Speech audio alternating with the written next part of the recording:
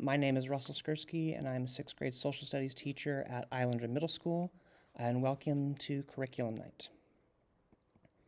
A little bit about me. I am a graduate of Washington State University, Honors College with bachelor's degrees in history and social studies, as well as a certificate in secondary education.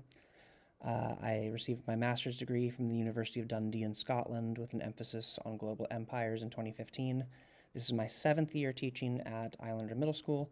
I'm very excited to be back. And let's get into what we actually do in my room.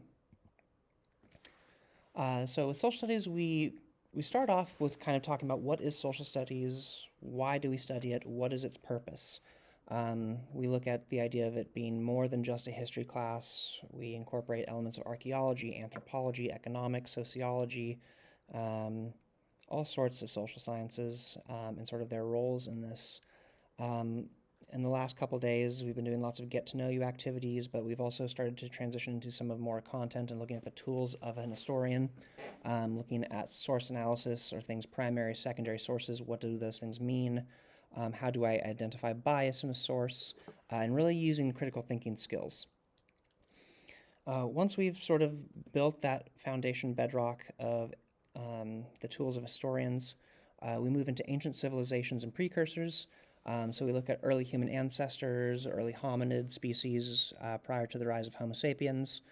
We look at Homo sapiens in terms of hunter-gatherers and sort of that transition from stone tools and hunter-gathering to sort of the Bronze Age and the Neolithic Revolution where agriculture gets developed.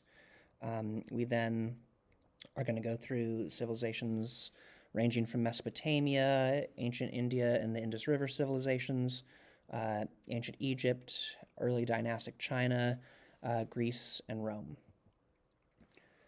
One of the other structures I talk about a lot in my class is what I call the 4 S's and alarms. These are the 4 S's being the basic building blocks to say that you have a civilization. Do you have a stable food supply? Do you have enough food to provide for a large group of people? Is there examples of specialized labor? Do you have skilled craftsmen and artisans who are creating things? Is there a notable system of government and organization? And once you have things like those in place, you start to get a social structure that stratifies. Another thing we look at with this ALARMS acronym are examples of traits of highly advanced cultures. Are they developing art? Do they have a legal system in place? What sort of architecture are they building that gives them sort of a stylistic or a flair or feel to who they are as a people? How does religion and their belief systems function into their society? Are they creating music? What kind? For what purposes? And then what sort of systems of writing or record keeping do they have? These are all sort of traits of highly advanced cultures. I want to talk a little bit about the textbook. We have a textbook from a company called Cengage, who's partnered with National Geographic Society, and it is written and contributed by actual National Geographic explorers, which is actually pretty neat, I think. These are people in the field. They're not people who are purely academics who have studied it from a theoretical standpoint, but people who are really, the actual archaeologists and people who are getting their hands dirty to find out some of these really cool things about human societies. In terms of a depth versus breadth argument, this book is definitely a breadth where it talks about a lot of stuff, but it doesn't go into super complex detail. That's sort of our job. The text is to be a foundation for us. It's not the end-all be-all.